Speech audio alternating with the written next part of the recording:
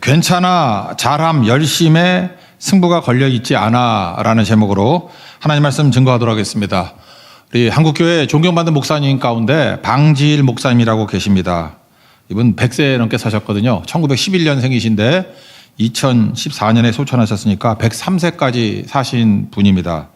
믿음 좋고 또 굉장히 영향력 있는 분이기도 합니다. 전 개인적으로 그분 조카 되시는 분이 직장사역연구회의 방성기 목사님이십니다. 그래서 서로 알고 지내기도 하고 뭐 제가 직접 뵙지 못했지만 이야기도 많이 들었던 분입니다. 이분은 103년을 사시면서 한국의 역사의 모든 과정을 다 겪으신 분입니다. 일제도 경험했고 한국 전쟁도 경험했고 또 뭐 민주화 산업화 뭐 독재 뭐 다 경험하신 분입니다.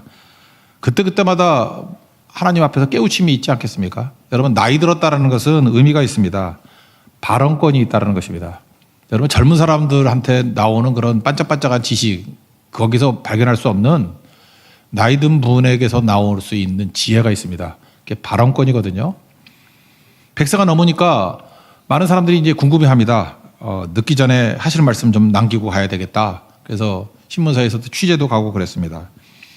제가 취재 내용 가운데 이런 거를 들어본 적이 있습니다. 이것저것 묻잖아요. 특별히 교회가 어렵습니다. 부흥도 잘 안 됩니다. 이게 목사님이시니까 교회 어려움에 대한 것들을 많이 물었습니다. 그때 목사님 대답이 뭔지 아십니까? 괜찮아. 한마디였습니다. 난 이게 굉장히 큰 의미가 있다고 생각을 합니다. 괜찮아. 이게 무슨 뜻이죠? 너희들이 생각할 때 약해지고 부족해지고 문제가 생기고 그래서 큰일 난 줄 알지? 괜찮아. 그건 무슨 얘기입니까? 사람들은 자기가 잘하고 열심히 하고 또는 공로가 있어야만 승부가 나는 줄 압니다. 근데 우리가 잘하고 열심히 하는 것에 승부가 걸려있지 않다라는 거예요. 오히려 자기가 살아보니까 하나님의 은혜로 결판이 나는 거지 인간의 잘함 공로 이런 걸로 결판나는 게 아니라는 것입니다. 인생을 빈 그릇 그러잖아요. 또 성전 그러잖아요. 콘텐츠가 중요하다는 거죠. 빈 그릇입니다. 빈 그릇이 그릇 자체가 무슨 의미가 있습니까? 우리는 내가 뭐 잘할 때만 담기고 내가 승리했을 때만 컨텐츠가 담긴다고 생각하는데 그렇지 않습니다. 인생 한번 돌이켜 보십시오. 우리가 못할 때 그때도 담깁니다. 우리가 실패했을 때 그때도 담깁니다. 우리의 실수, 실패, 뭐 우리 자신이 부끄러울 때 그때도 하나님의 컨텐츠가 다 담기게 된다는 것입니다. 방지일 목사님이 얘기하는 게 뭐예요? 인생의 빈 그릇에 의미와 가치를 담는 것은 내가 잘하고 승리할 때만이 아니라 못하고 실패할 때도 계속 담기고 있는 거야. 의미와 가치는 하나님이 주시는 거지 내 속에서 나오는 게 아니야. 그걸 말하고 있다는 것입니다. 다윗의 일대기를 한번 보십시오. 다윗의 내용들을 볼 때 사무엘상을 주로 좋아합니다. 이유가 뭐냐면 사무엘상의 핵심은 영웅이거든요. 영웅 다윗이에요. 골리앗을 물리칠 때도 믿음으로 물리치는 영웅, 허점이 없잖아요. 사울 왕에게 쫓길 때에도 당당하지 않습니까? 사울 왕을 죽일 수 있는데도 불구하고 2번이나 안 죽이고 참 존경할 만하죠. 거기다가 원수가 죽었습니다. 그러면 뭐 쌤통이다 잘 됐다 그럴 것 같은데 눈물을 흘리면서 통곡하면서 활노래를 부르고 그게 다윗입니다. 근데 우리 인생이 다 그러고만 삽니까? 잘하고 또 우리가 승리하고 그런 것도 물론 내용이 담기긴 담기겠죠. 근데 그 내용은 복음의 핵심이 은혜인데 복음이 드러나지 않잖아요. 은혜가 드러나지 않잖아요. 사무엘상을 읽으면서 좋아하는 사람들 보면 대부분이 이걸 외치고 있습니다. 나도 다윗같이 되고 싶어. 우리는 다윗같이 못 되니까 얼마나 기가 죽나. 결국은 부러워만 하고 침만 흘리다 끝나는 인생이 된다는 것입니다. 근데 성경의 내용의 핵심이 뭐예요? 십자가 은혜 아니에요. 우리는 값없이 은혜 받았다. 자격 없는데 은혜 받았다. 그거 아니에요. 위로부터 은혜 받았다. 근데 그것이 제일 잘 드러나는 게 사무엘 하라는 것입니다. 사무엘 하에는 인간적인 다윗의 모습이 나타납니다. 의인 없나니 하나도 없다 그러는데 다윗도 의인 아니었어요. 죄 짓고 넘어지고 깨지고. 그러면 사무엘 하에는 아무것도 없습니까? 사무엘 하에서 우리가 메시지를 발견해야 된다는 거예요. 그는 깨지고 망가진 죄인이자 병자였는데 그때 아무것도 안 담긴 게 아니라는 거예요. 그때마다 하나님이 담아주시고 의미를 주시고 가치를 주시고 오히려 더 하나님만 의지하는 더 풍성한 자가 되었다라는 것입니다. 우리 자신에게 한번 적용해 봅시다. 오늘도 예배드리는 성도 가운데 지금 여러 가지 위기를 겪고 있는 분도 있을 것이고 너무 절망 가운데 빠진 분도 있을 것이고 내 인생 헛살았다 이렇게 생각할 때도 있다라는 것입니다. 문제가 해결되지 않습니다. 갈등이 해소되지 않습니다. 그러면 안 당기나요? 그때도 하나님께서 가치를 담아주고 계신다는 거예요. 문제 해결되지 않습니다. 여전히 해결되지 않는데 계속 주님이 담아주고 있는 거예요. 그게 우리 인생이에요. 갈등이 해소되지 않았습니다. 그런데 여전히 우리에게 의미를 주고 계십니다. 그래서 우리 인생을 꽉 차게 충만하게 만드시는 거, 그게 하나님이 하시는 일이라는 거예요. 여러분, 밭에 감추인 보화, 이걸 보면서 우리 가슴이 녹지 않습니까? 원래 보화는 어디다 둬야 돼요? 반짝반짝 빛나는 곳에 보물 함에다 넣어야 되잖아요. 근데 밭에 감추인 보화래요. 보화가 있을 자리입니까? 의외의 장소에, 생각지도 않은 장소에 보화가 있다는 거죠. 우리 인생의 보화가 어디에 있습니까? 내가 실패한 자리에, 실수한 자리에, 내가 부끄러운 자리에, 내 자신이 미운 자리에, 거기 하나님이 보화를 당겨주고 있다는 거예요. 인생을 돌이켜보는 분들은 많이 그렇습니다. 내 인생에서 가장 큰 보화는 내 고난의 시기, 내 실패의 시기, 그때 하나님께서 내게 주신 거였다고. 그게 우리를 살리는 힘이 될 수 있다는 것입니다. 그러면 오늘도 예배드리는 성도 가운데 좌절하고 포기하고 실패하고 힘 다 빠졌을 때, 이때 내 인생이 망친 게 아니에요. 이때 주님께서 보화 발견하게 하시고 채워주시는 시간이 될 수 있다는 것입니다. 우리 코로나 바이러스 이전에 우리 교회 슬로건 중에 한 해의 슬로건이 BMW일 때가 있었습니다. 이거 뭐 자동차 이름 아닌 거 아시죠? B가 뭐예요? 블레싱, 축복. 그 다음에 M은 미션, 사명. 그 다음에 W는 worship. 그러니까 이런 거죠. 우리가 하나님 앞에 축복을 받았을 때 축복을 사명으로 연결시켜라. 그래서 사명의 끝은 예배가 돼야 된다. 굉장히 중요한 메시지 아니었습니까? 근데 특별히 첫 번째, blessing. 여기 축복이라 그러는데 축복은 구약에서는 축복이라 그래요. 근데 신약에서는 똑같이 뭐라 그러죠? 은혜라 그런다고. 동의어예요. 구약에서는 복, 신약에서는 은혜. 전부 다 원인이 내게 있는 게 아니죠. 축복도 외부로부터 오는 거잖아요. 원인이 내게 있는 게 아니다. 은혜도 원인이 내게 있는 게 아니다. 또 다른 정의, 자격 없는 나에게 위로부터 값없이 주시는 거. 그게 은혜죠. 축복도 마찬가지죠. 자격 없는 나에게 위로부터 값없이 주시는 거, 축복. 그래서 구약 성경을 읽다가 복이 나올 때 잘 이해가 안 되면 그냥 신약 개념 은혜를 집어넣어 보세요. 그러면 풀릴 때가 되게 많아요. 신약에서도 은혜 할 때 은혜가 뭐지? 그럴 때는 축복으로 변화를 시켜보더라고요. 그러면 이게 풀릴 때가 많이 있다는 것입니다. 하나님께서 이렇게 축복을 주신다고요. 근데 축복을 누구에게 주십니까? 축복이 언제 임해요? 우리 구약에 보세요. 다 승리하고 뭐 순종하고 그럴 때 축복이 임했던가요? 다 깨지고 뭐 아내를 누이라고 속이고 도망치다가 그때 하나님이 복 주시잖아요. 거기서. 그래서 일어나지 않습니까? 은혜 주시잖아요. 일어나잖아요. 의미와 가치가 내가 성공했을 만 당기는 게 아니고 실패하고 깨지고 병들고 아무것도 없을 때 담아 주신다는 것입니다. 그래서 이 은혜하고 짝이 되는 게 겸손이죠. 겸손한 자에게 은혜를 주신다. 교만한 자를 대적하신다. 그래서 은혜, 축복에는 겸손이 항상 있는 거라고요. 여러분, 겸손을 어떻게 정의를 내릴 수 있습니까? 나를 낮추는 거예요? 성경 그렇게 얘기하지 않습니다. 나를 낮추는 게 아니고 오히려 상대를 높이는 거예요. 그리고 가치가 내게로부터 나오는 게 아니라 상대로부터 나온다. 그러니까 상대가 하나님이면 하나님께로부터 오는 것이다. 그게 겸손이에요. 겸손은 뭐예요? 가치가 내게 없습니다. 그래서 나를 부인하는 거예요. 내 안에서 뭘 찾는 게 아니라는 것입니다. 어떤 사람은요, 그 골리앗에서 내일 이제 나올 말씀인데 일부러 겸손함이 있어요. 일부러 겸손함은 뭐죠? 자기 중심적인 거예요. 그래서 내가 일부러 겸손한 척 하면은 상대방이 나를 얼마나 존경해 줄까? 계산이 다 있는 거죠. 그게 일부러 겸손함이에요. 그건 뭐 자기 중심이잖아요. 이런 사람이 자랑하게 되고 자부심에 사로잡히게 되고 안 되면 좌절하고. 그래서 좌절 잘하는 사람의 특징이 뭐냐 하면은 똑같은 거, 교만하고 똑같은 거라고요. 나 중심이기 때문에. 겸손은 뭐예요? 의미와 가치가 내게 없습니다. 그러니까 교만할 수도 없지만 좌절하지도 않아요. 아니, 내 안에서 뭐 있고 없고 때문에 힘 얻다가 좌절했다 그러면 나를 믿는 거 아니에요. 근데 의미와 가치가 외부로부터 온다며 그 좌절하지 않죠. 그래서 좌절이 교만이다. 이해가 되십니까? 좌절만 하는 게 교만이에요. 내가 깨지는 과정이 먼저 필요하다는 것입니다. 이게 똑같이 회개에게도 적용이 된다고요. 그러면 회개가 무엇입니까? 잘못을 고백하고 잘못을 지우는 거죠.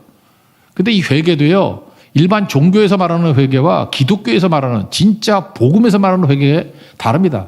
일반 종교에서는 뭐라고 얘기해요? 그 윤리적인 도덕 아니에요. 다시는 잘못하지 않겠어. 그거죠.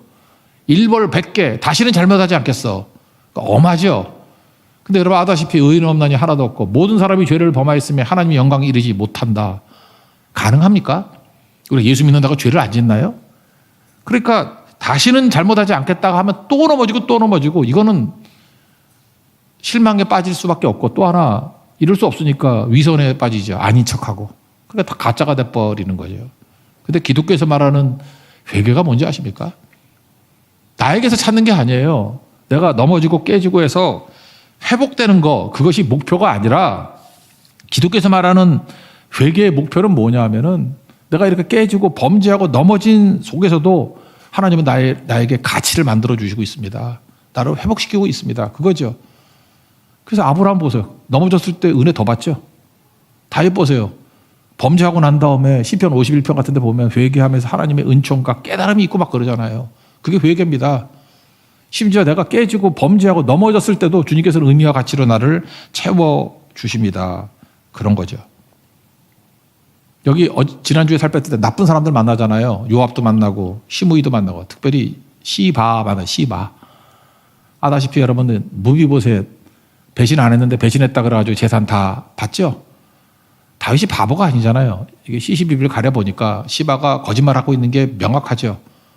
그런데도 불구하고 재산을 반반씩 나누라 그랬습니다. 이유가 뭐라고요? 옳은 자와 틀린 자를 나누고 싶지 않아서. 그러면 통합이 안 되니까. 은혜의 세계를 지금 꿈꾸고 있는 거라고요. 여러분, 어떤 사람이 가가지고 자아가 중심인 사람은요, 꼭 나는 옳고 너는 틀려야 돼. 그래야 속이 편한 사람이 있고요. 언제나 가가지고 내가 판단을 해. 너는 선이고 너는 악이고. 그게 선악과거든요. 여러분, 선악과를 버려야 된다 그럴 때 이원론을 버려야 된다, 그 얘기도 있지만, 악을 버리라 동의하시죠? 악한 걸 버리라는데 누가 반대할 사람 누가 있어요? 악을 버리라. 근데 선악과를 버리라 그럴 때는 선도 버려야 됩니다. 잘 동의를 못해. 선이란 게 무엇입니까? 내가 생각하는 옳은 거예요. 그러니까 내가 생각할 옳은 거기 때문에 인간들이 말하는 선은 대부분 인본주의입니다. 또는 정의, 자기가 생각하는 개똥 철학, 이런 거예요. 그래서 정의를 외치고 선을 외치는 사람 가운데 하나님 대적하는 사람 무지 많아. 안티들 보세요. 다 정의 외쳐요. 안티들 보세요. 다 자기 개똥 철학이 다 있어. 자아가 굉장히 강하고 신념이 강한 사람들이에요. 바울도 보세요. 바울도 사울일 때 예수 믿는 사람들을 핍박하고 죽이는 것이 선이라고 생각했잖아요. 다메섹 도상에서 예수님 만나서 뭐라 그래요? 사울아 사울아 왜 내가 나를 박해하느냐. 그게 박해인지 모른다고. 그걸 버려야 되는 거라고요. 내 선을 다 버리고 나는 선한 것이 없습니다. 내 안에는 선한 것이 없습니다. 주님이 선하십니다. 주님이 주신 거 받겠습니다. 그릇이에요. 빈 그릇. 그게 은혜로 사는 인생이라는 것입니다. 그래서 사무엘 하에는 다윗이 박살나는 거예요. 다윗에 대해서 존경심이 없어요. 다윗을 바라보는 게 별로 옳은 게 없다고. 근데 하나님께 받아가지고 그 다음에 흘려보냅니다. 받은 은혜를 흘려보내고 받은 용서를 나도 용서하고. 서로 그런 일들이 벌어지게 된다는 거예요. 그게 복음이에요. 복음. 그게 은혜고요.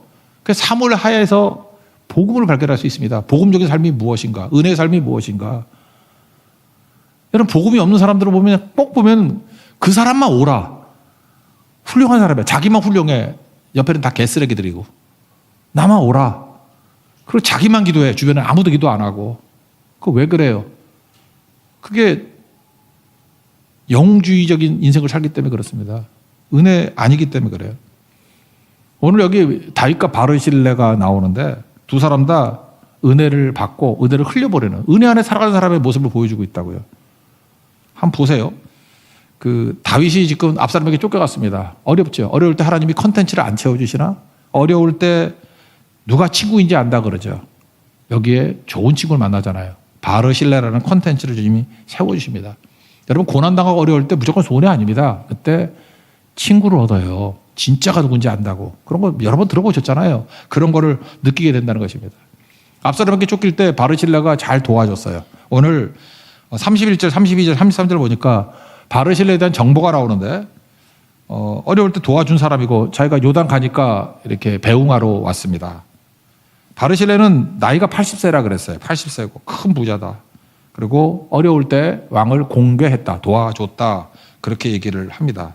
그 도와준 장면이 17장에 나오는데 27, 28, 29절에 나와 있는데, 다윗이 압살롬에게 도망칠 때 침상, 대야, 질그릇, 밀, 보리 먹을 거 잔뜩 해가지고 다윗에게 도와줬습니다. 그래서 시장하고 고나여 목마르겠다고 하지 않도록 다윗의 일행들이 잘 도운 게 바르실레였습니다. 이거는요 굉장히 큰 용기가 필요한 일이었습니다. 왜? 당시에 권력을 쥐고 있는 것은 압살롬이거든요. 이거 만약에 바르실레가 다윗을 도왔다는 소식이 들려가면은 목숨이 위태롭죠. 비슷한 예가 있었습니다. 노브로 다윗이 도망을 쳤어요. 그때 제사장 아히멜렉이 도와주죠. 거기서 성경에서 나오는 그 유명한 진설병 먹는 얘기 나오고 떡 거기서 먹고 그다음에 뭐 무기 없냐 그랬더니 골리앗 칼 주고 그것을 옆에 있던 도액이란 놈이 보고 사울왕에게 고발합니다. 그랬더니 사울왕이 열받아가지고 제사장 85명을 죽여버리죠. 이거 이스라엘 백성들의 뇌리 가운데 있습니다. 지금도. 그래서 내가 풍족함이 있지만 잘못 도와주다가 나 죽을 수도 있어. 여러분 인생 살다 보면요. 나는 가난하기 때문에 구제를 못하고 가난하기 때문에 돕지 못한다. 그렇지 않아요. 여러분 누구를 돕는 거에는 용기도 필요합니다. 용기 플러스 물질도 있어야 돼요. 물질만 가지고 절대 못 돕습니다. 용기가 필요해요. 근데 바르실레는 용기가 있는 사람이에요. 잘 도왔죠. 저는 그것도 보지만 이렇게 어려운 가운데 바르실레가 다윗을 도울 수 있었던 이유는 뭐냐? 저는 이름 때문이라고 생각해요. 바르실레 이름 뜻이 뭔지 알아요? 강철 심장. 이름이 대단해. 바르실레 강철 심장. 우리 인사할 때 성령 충만하십시오. 강하고 담대하십시오. 그럴 때 두 번째 바르실레 되십시오. 그래도 돼요. 그게 강철 심장이에요. 강하고 담대한 거예요. 담대한 거. 그죠? 강철 심장을 가졌다는 것입니다. 여러분 80세쯤 되면은 그냥 마지막 무난하게 보내면서 살기를 원하지 않습니까? 모험 안 하고. 80세 되신 분들한테 물어보고 싶어. 80세 되면 뭐 새롭게 하고 싶지 않고 그냥 이렇게 살다 죽겠다. 그런 게 많잖아요. 근데 그에게는 은혜가 넘쳤어요. 하나님께 받은 은혜. 목숨을 걸더라도 나는 이거 흘려보내겠다. 다윗 돕죠. 그러고 난 다음에 이제 다윗이 왕으로 귀환하게 됩니다. 그러면 이제 한 자리 할 것 같지 않아요? 어쨌든 인사하러 왔다라는 거예요. 그런데 은혜와 은혜가 만나요. 다윗도 참 훌륭하죠. 은혜 받았다고 맨날 기억하는 거 아니죠. 다윗은 항상 은혜를 잊지 않았어요. 그래서 바르실레를 보면서 내가 너에게 은혜를 입었다. 나랑 같이 요단강을 건너서 왕궁으로 들어가자. 내가 너 잘해줄게. 은혜를 베풀게. 그럴 때 바르실레는 은혜가 뭐냐면 사람에게 의지하지 않고 하나님만 바라보는 거거든요. 왜? 은혜가 뭐예요? 의미와 가치는 하나님이 주시는 거니까. 다윗에 대해서 공손하게 나는 가지 않겠습니다. 그리고 여기 말은 섞여 있지 않지만 그런 은혜의 사람이었어요. 의미와 가치는 하나님이 주시는 겁니다. 나는 고향 가서 하나님의 은혜 안에 살겠습니다. 그리고 받은 것도 흘려버리며 살겠습니다. 참 멋지지 않습니까? 오늘 성경 공부 내용에 히스기야가 나오는데 히스기야 왕은 참 답답해요. 당시만 히스기야의 피 속에는 교만이 흘러.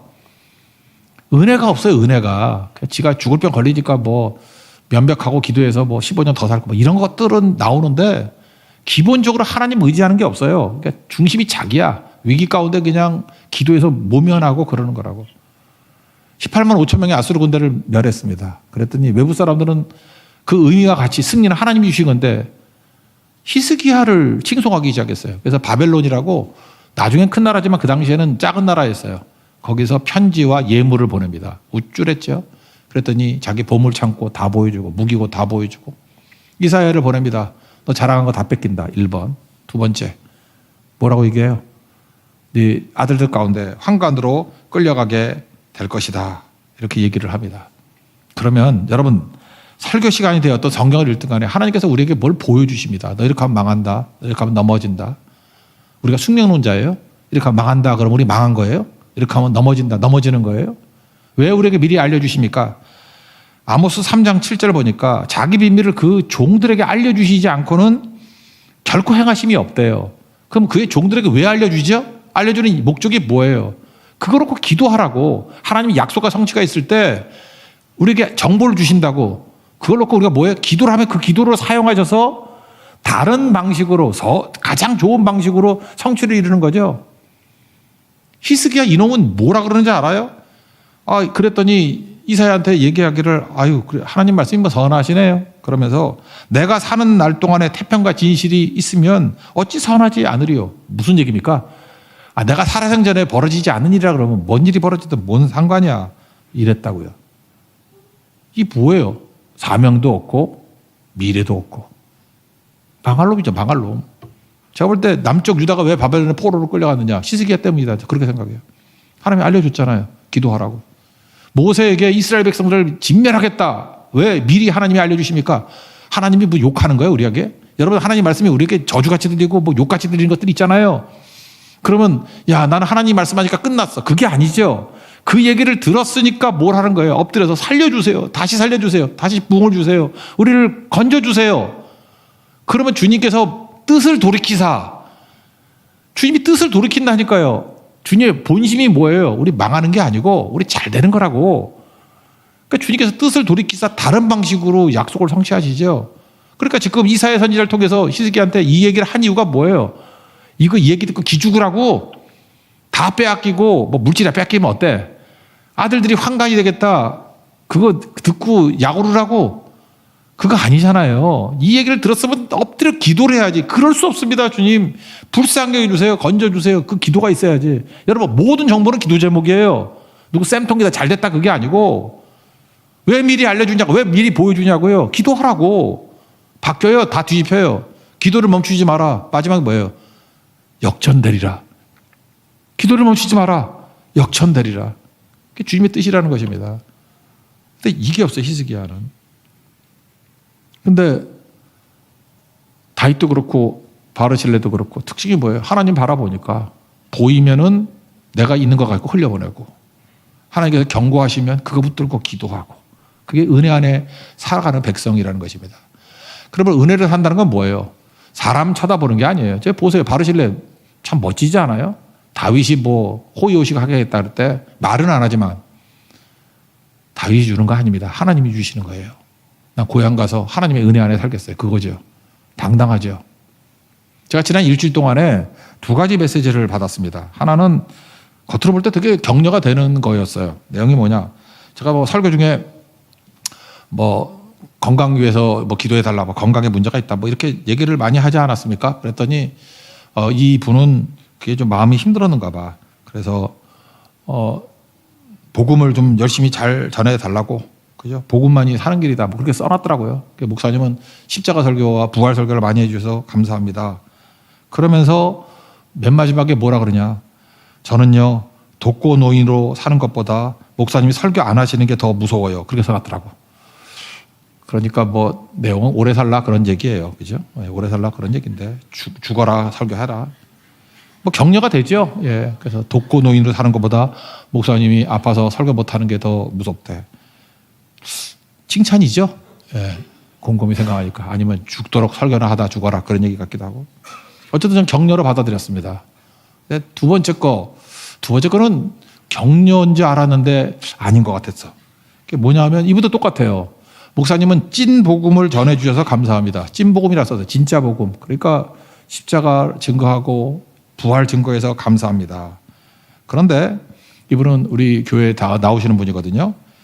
목사님 바운더리 근처에 있는 사람 중에 복음 붙잡고 사는 사람이 그리 많아 보이지 않아요. 그게 지금까지 저에게는 의문입니다. 그러더라고요. 이건 욕이죠. 근데 이게 복음이에요. 제가 볼 때 그게 진실이라고. 맞습니다.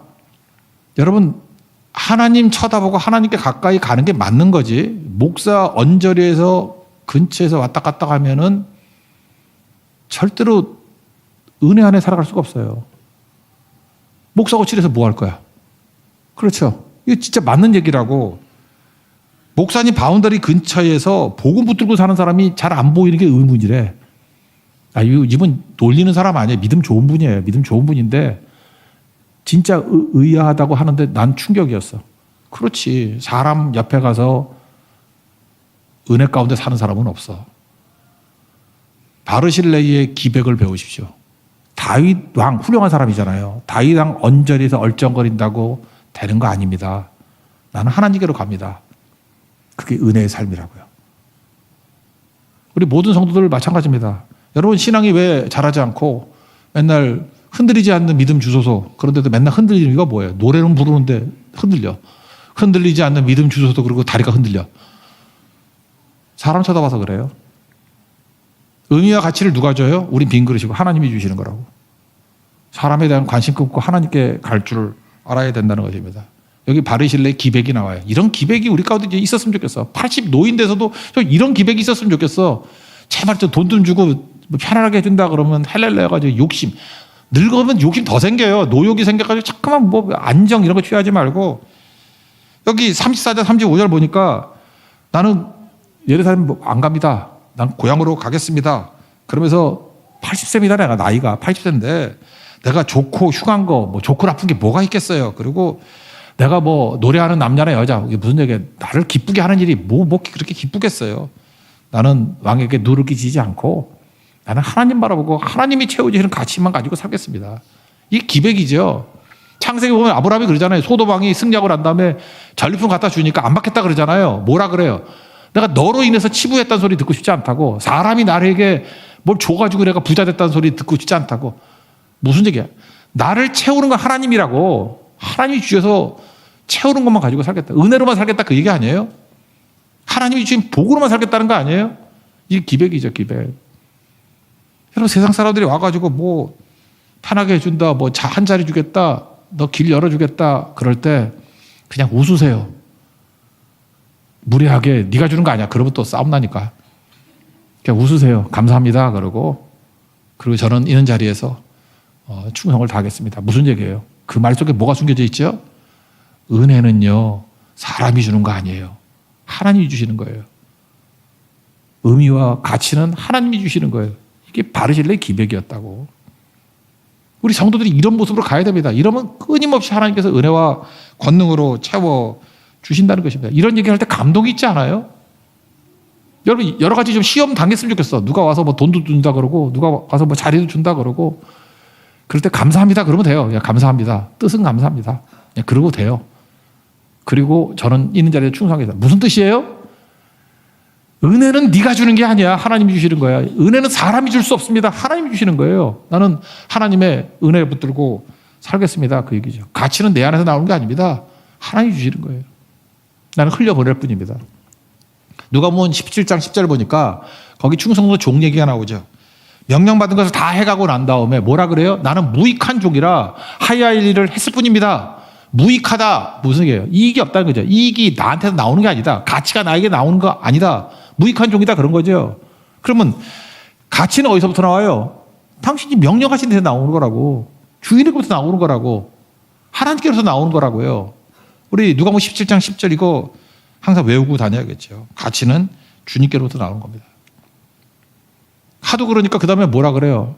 정그릇이다 하면 제 아들 김함이 왕 섬기게 해주세요. 37절에 나오죠. 김함. 이유가 뭘까요? 뭐 자기는 안 받더라도 아들 출세의 길 열어주려고? 아닙니다. 나중에 김함 사건을 보면요. 다윗의 나라에 하나님 나라에 섬기는 일꾼으로 쓰임받게 하는 거예요. 그러니까 뭐예요? 김함도 은혜를 받았잖아요. 축복을 받았잖아요. 너도 사명자 되라. 넌 젊으니까 가서 나라 세우는 데 힘써라.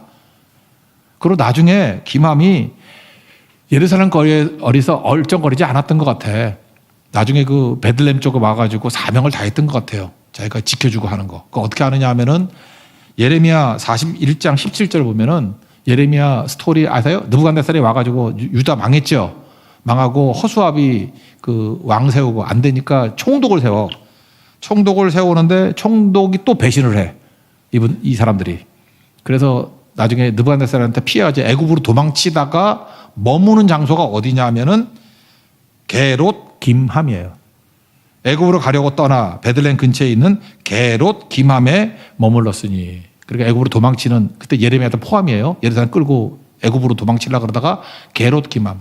그 김함 아니잖아요. 그런데 게롯 김함이 어디예요? 김함의 거주지. 그러니까 김함의 집이 약간 요새 같은 데였는가 봐. 그죠? 그래서 나라를 지키는 데 쓰임 받는. 이걸 보면서 그는 사명을 다하는 족이었다는 것입니다. 여러분 은혜로 산다는 건 이런 겁니다. 어떻게 해서 주님을 만날 수 있습니까? 주님 만나는 방법. 사람을 잘 섬기면 주님 만납니다. 여기 보세요. 은혜 받고 난 다음에 바르실레 다윗을 잘 섬겼잖아요. 그때 하나님을 만났어요. 또 반대로 하나님을 잘 섬겨 보십시오. 그러면 좋은 사람 만납니다. 이 가치 있는 거예요. 주님께서 이렇게 일하시는 거예요. 근데 핵심은 뭐예요? 의미와 가치는 하나님이 주신다. 이걸 붙들어야죠. 예를 들어서 여러분들 나는 평생 뭐 선교하는 사람하고 결혼하고 싶어 이런 사람이 있다고 합시다. 그럼 선교를 가야 선교하는 사람을 만나지. 나는 선교하는 사람과 만나는 게 꿈입니다. 그러면서 클럽으로 가면은 그 노는 애들 만나는 거지. 걔 결혼해서도 클럽 또 간다니까. 왜? 클럽에서 만났으니까. 그래서 세상 정말 쉬운 이치 아니에요? 나는 예배하는 사람을 만나고 싶어요. 예배 자리에 나와야 예배하는 사람 만나지. 난 기도하는 사람을 만나고 싶습니다. 기도의 자리에 나와야 기도하는 사람을 만나죠. 그리고 받은 바 은혜를 어느 곳에 흘려보내라고요. 냉수 한 그릇. 주님 뭐래? 어린 아이. 작은 소자에게 냉수 한 그릇 준 것도 내가 잊지 않겠다. 그게 내게 한 거다. 그런 얘기 하잖아요.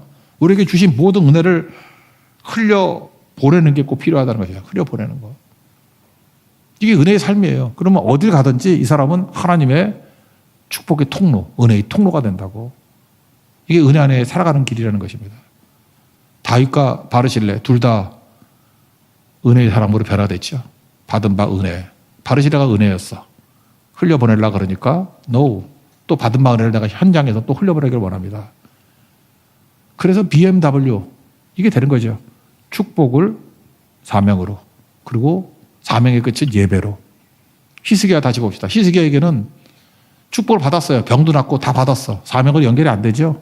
그러니까 히스기야의 말년에 예배가 있어요, 없어요? 없어요. 그걸로 끝이에요. 그런데 다윗의 삶은 어느 곳에 있든지 가치가 하나님께로 돕니다. 그리고 마지막에 예배로 끝나잖아요. 그러니까 놀라운 일들이 벌어지게 되더라는 것입니다. 이번 고성선교 사실 예배, 기도, 선교 다 포함된 거죠. 예배 있잖아요. 기도도 있고 선교도 있고. 이번에 기도원에 300용사 같이 300명의 선교단들을 보내주십시오. 그랬더니 오늘 아침 일부 예배 전에 보고받기는 280명이었어요. 20명 남았습니다. 일부 예배 끝나고 넘었겠지.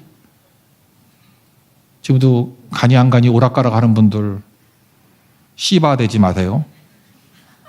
안 가면 씨바 새끼야. 씨바 되지 말고 참석하십시오. 그래서 여러분 현장에 가면 하나님께서 은혜와 축복을 하나님 주시는 거예요. 의미와 같이 하나님 주시는 거라고. 채워야 될 거 아니에요. 내가 뭐 상태가 좋고 나쁘고 뭔 관계가 있어. 상태가 나쁜 사람이 있으면 선교 가야 돼요. 이유가 뭐예요? 내 상태와 상황에 관계없이 의미와 가치는 하나님이 주시는 거예요. 채워지고 있다고 지금. 상태가 좋아서 갑니다. 나는 지금 충만해서 갑니다. 그러면 의미와 가치가 내 속에서 나온다는 거 아니야. 그거 영웅주의죠. 반성경적이야. 반복음적이야. 그 바리새인이야. 그게 바리새인. 우리는 크리스찬이잖아요. 내 안에 무슨 가치가 있어, 의미가 있어. 그래서 성공할 때도 실패할 때도 의미와 가치는 하나님이 주시는 거예요. 그래서 언제나 전천후로 우리는 받고 흘려보낼 수 있고, 내가 연약할 때 주님께서 은혜를 주시잖아요. 바르실레라는 은혜. 이제는 다윗이 또 은혜가 되죠. 은혜를 주려고 그러니까 나는 충분히 은혜 받은 사람입니다. 부모의 묘 옆에서 내 사는 곳에서 마하나임에서 은혜 흘려보내는 인생이 되겠습니다. 승리하죠. 그게 우리의 인생이라는 것입니다. 저는 이번 고성선교에서도 우리가 한 300명 정도 가고 또 거기 현지에 있는 청소년들과 또 교인들 합치면 한 400명이면 아마 그게 꽉 찰 거예요. 아까도 얘기했지만 초실절, 6월절에는 보리추수입니다. 보리추수는 첫 번째 추수라는 의미가 있어요. 주식은 아니야. 근데 49일이 지나고 난 다음에 오순절에는 밀추수예요. 주식이에요, 주식. 그래서 밀추수의 특징은 뭐예요? 대량 구원이에요. 대량 추수. 그래서 하루에 3,000명, 5,000명. 이제 20차잖아요. 하나님께서 대량 추수하는 오순절의 역사를 주실 거라고 확신합니다. 그리고 초막절은 뭐예요? 포도 추수예요. 이거는 주식은 아니고 그냥 기쁨이야, 기쁨. 보너스로 주신 축제예요. 포도 갖고 살 수는 없잖아요. 저는 초막절도 중요하지만 하나님께서 우리에게 오순절에 대량 추수, 밀추수. 추수할 것은 많은데 일꾼이 없습니다. 이 대량 추수하는 일에 동참해서 예배 가운데 하나님의 임재를 맛보고 모든 가치와 의미가 하늘로부터 내려오는, 그래서 큰 성령의 바람이 부는 것이 무엇인지를 체험할 수 있는 현장의 사람들은 축복이 임하기를 기원합니다. 자리에서 일어나겠습니다. 빈 그릇 찬양하겠습니다.